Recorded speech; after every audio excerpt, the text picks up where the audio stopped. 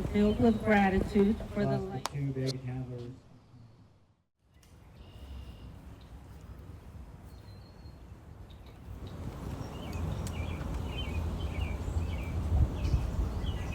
With grief and filled with gratitude for the life of all.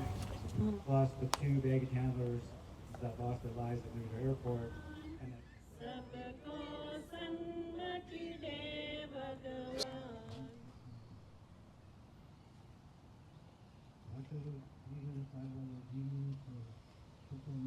Yeah.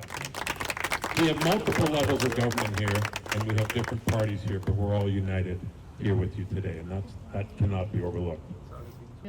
It's obviously a very difficult day as my two sisters were on this flight, as well as a total of 331 innocent people were murdered. Today is a day to remember them and also to make sure all Canadians remember them. This is a tragedy that has not been remembered by Canadians at all. As the Angus Reid polls have shown very clearly, most Canadians are unaware of this tragedy. And in today's polling, only 17% of them think that this is a Canadian tragedy that has been properly recognized. So one of the purposes of today is to make sure that Canadians are aware of it and that we continue to work with our government officials to make sure that education systems include the Air India bombing in our school systems, make sure that we get exhibits built in museums so that people can see the wreckage and see what horrific things terrorists have done to 329 innocent people, many of them Canadians, and people of all faiths.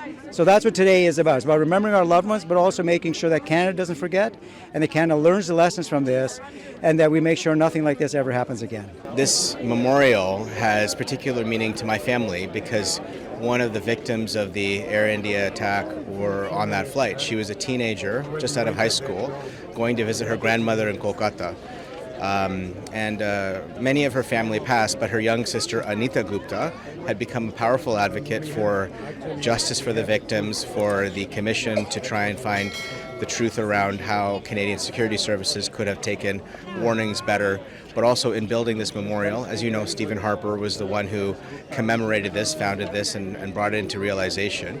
And he's joined by people of all partisan stripes. You know, there are giants in other parties, including Irwin Cotler and Bob Rae, who have been powerful flag bearers for truth and for justice over the years.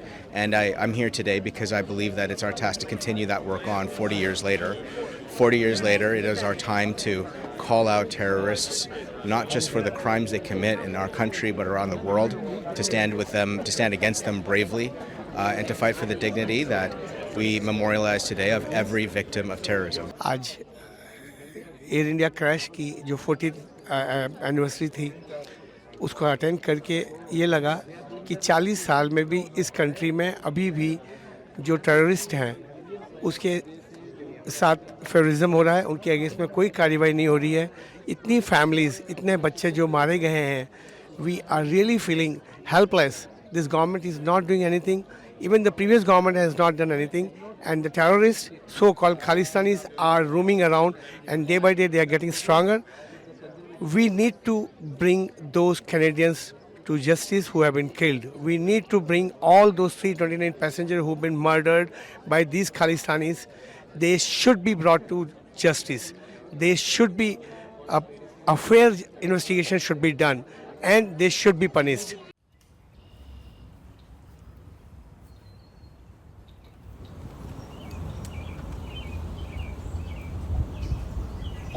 With grief and filled with gratitude for the life of all